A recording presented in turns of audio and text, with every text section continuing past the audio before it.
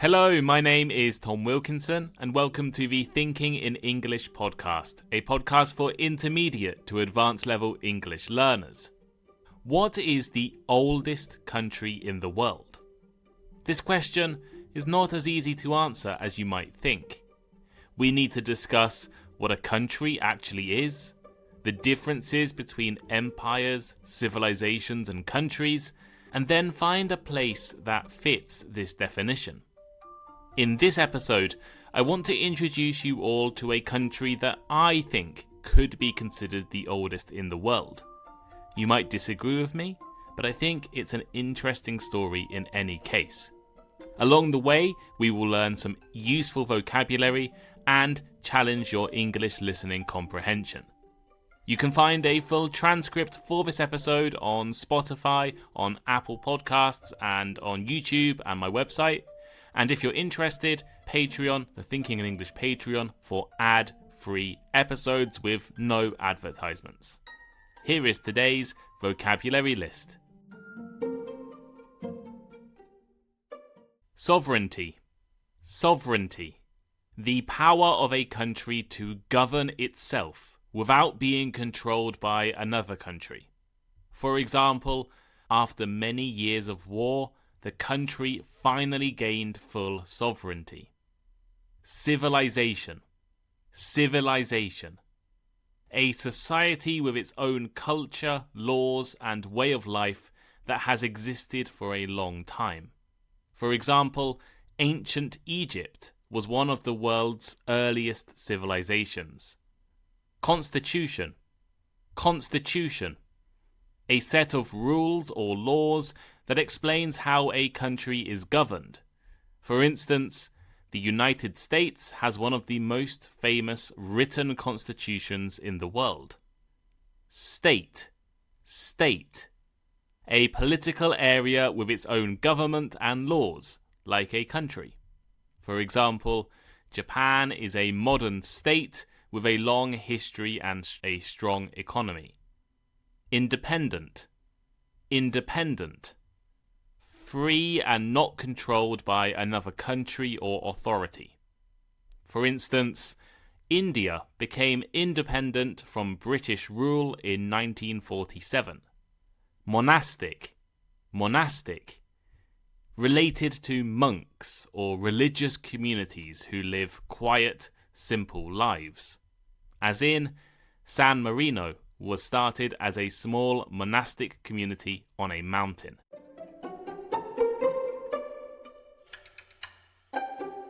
Which country is the oldest in the world? Most people would probably say Egypt, China, Iran, or maybe Japan.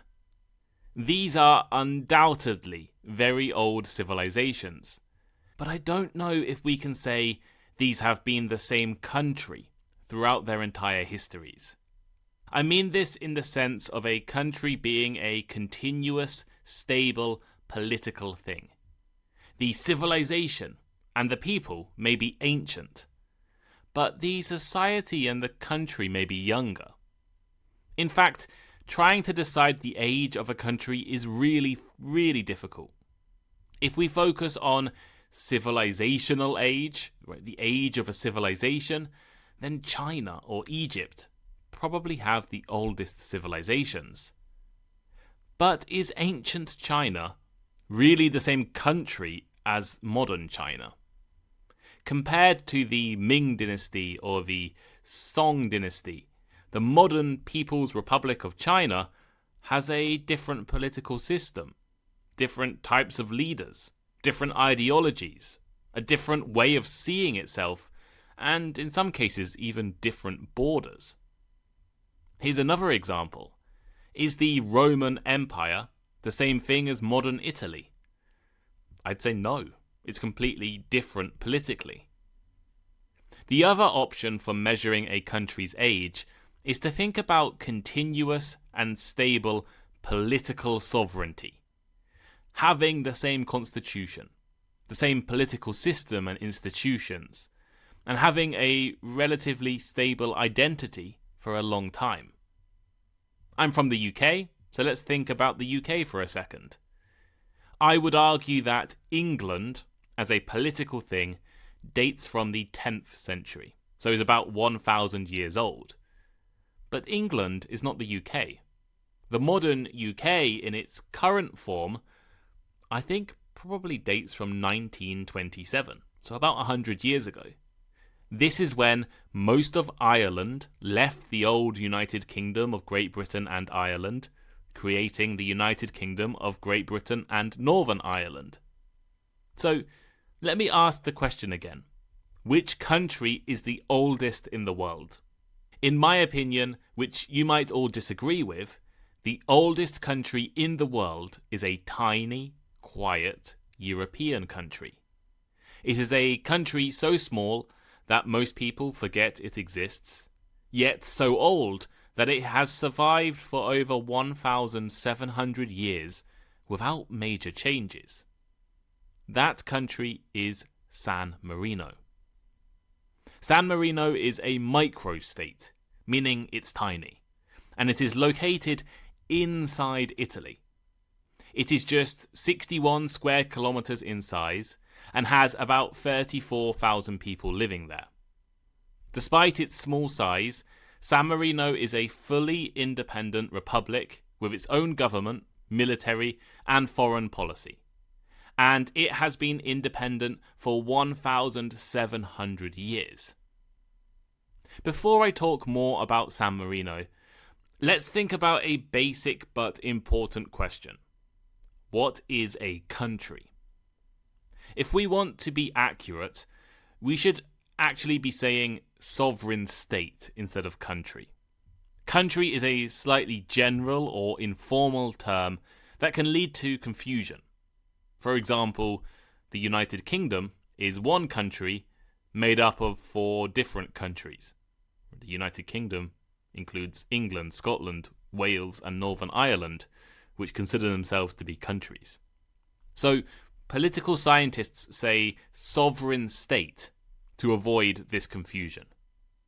Sovereignty is probably the key idea when talking about countries. Sovereignty, or being sovereign, means that you have full control over your own territory, laws, and decisions. A sovereign country is not ruled by another state. Most modern definitions of sovereign state include a few key things. First, it must have a defined territory. This means land with clear borders. Second, it needs a permanent population. People must live there permanently. Third, it must have a government that controls what happens inside its borders. And finally, it usually needs to be recognized by other countries around the world. Things get a little bit confusing when we think about places that meet some, but not all of these conditions. Places like Taiwan, Palestine, and Kosovo. They have land, people, and governments, but not all countries recognize them. Over time, the idea of a country has changed. In the past, many parts of the world were made up of empires, kingdoms, or city-states. These were not the same thing as the modern nation-states we think of today. For example, 1,000 years ago, Europe was full of small regions ruled by local lords or religious leaders, not modern governments. So when we are thinking about the oldest countries, I'd argue that we should look at a place that has stayed politically independent with its own government and traditions for an extremely long time. And I think San Marino fits this definition.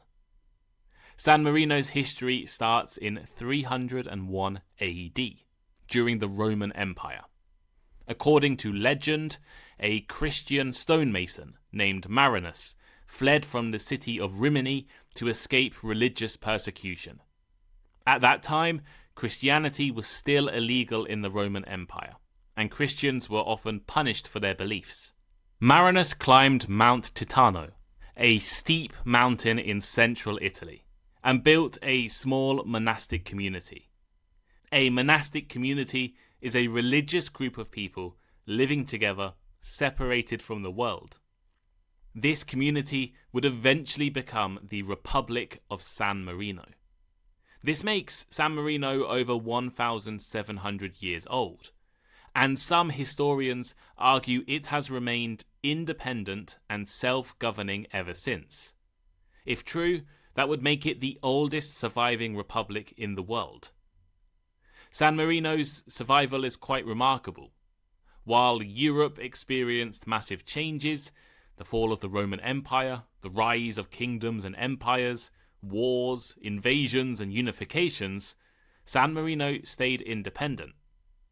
One reason it lasted so long is its small size and mountainous location. It was easy to defend and often ignored by powerful rulers. But San Marino also made smart choices. For example, during the time of Napoleon, the French emperor offered to give San Marino more land. San Marino refused, saying they preferred to stay small and independent.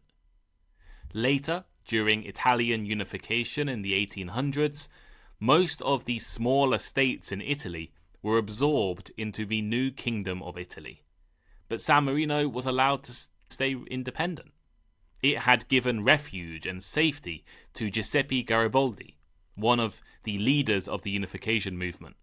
As a reward, Italy respected San Marino's independence.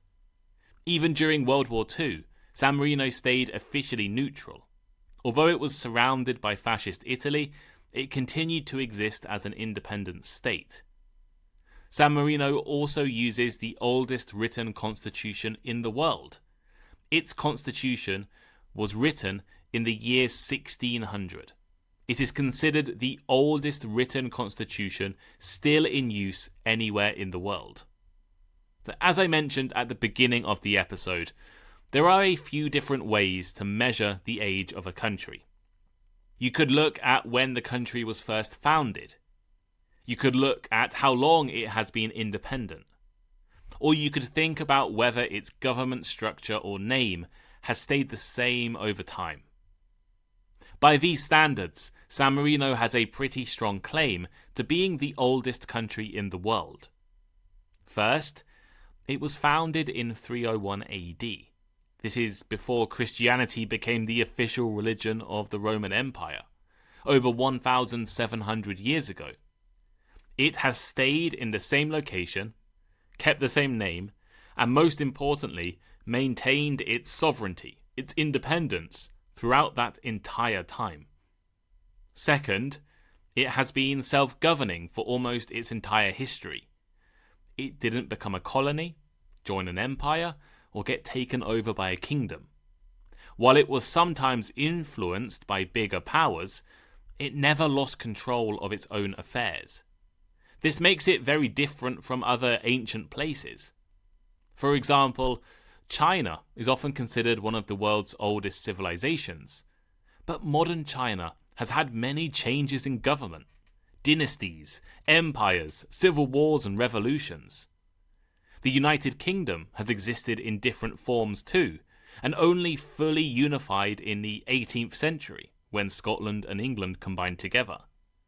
Japan has had the same royal family for a long time, but the country itself has changed dramatically, especially in the 19th century and after World War II. San Marino, on the other hand, has kept many of its traditions and political systems unchanged. It still uses a constitution that was written in the year 1600. Of course, not everyone agrees. Some argue that other nations have longer cultural or political traditions, even if their modern governments are newer. Others say San Marino was too small or too dependent on bigger neighbours to truly be independent or a country. In any case, I think San Marino is fascinating.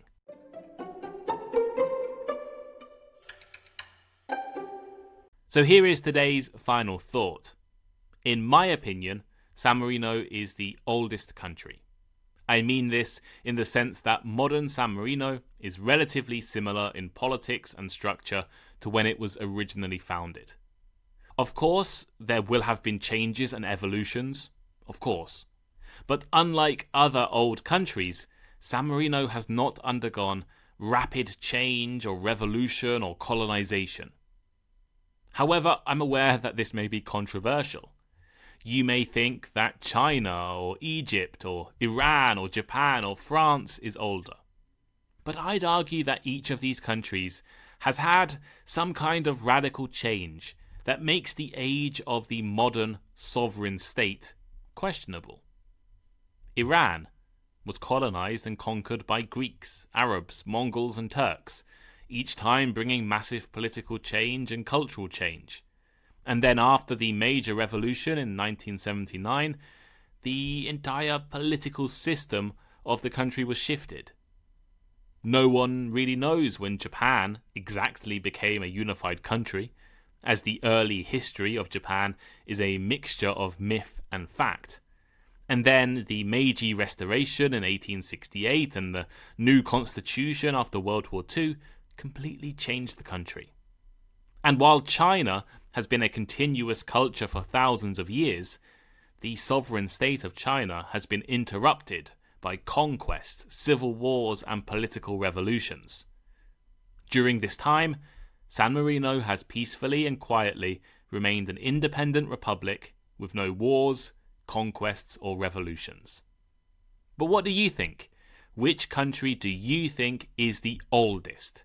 You can leave a comment on Spotify, comment on YouTube if you're watching on YouTube, comment on my website, and let me know which country do you think is the oldest. And if you're interested, I have a bonus episode coming out on Friday, and that episode is which country is the newest, right? I'll look at the 5 newest countries and also think about some countries that might exist in the future. So if you're interested in listening to that bonus episode or any of the other 150 bonus episodes I have recorded so far, become a Patreon subscriber. The link to Patreon is in the description. You get ad-free episodes, you get bonus episodes, and if you join the English Learner tier for £11.50 or €15 a month, you can join my conversation clubs as well. Thank you all so much for listening. I hope you enjoyed this episode, and I'll speak to you next time. Goodbye.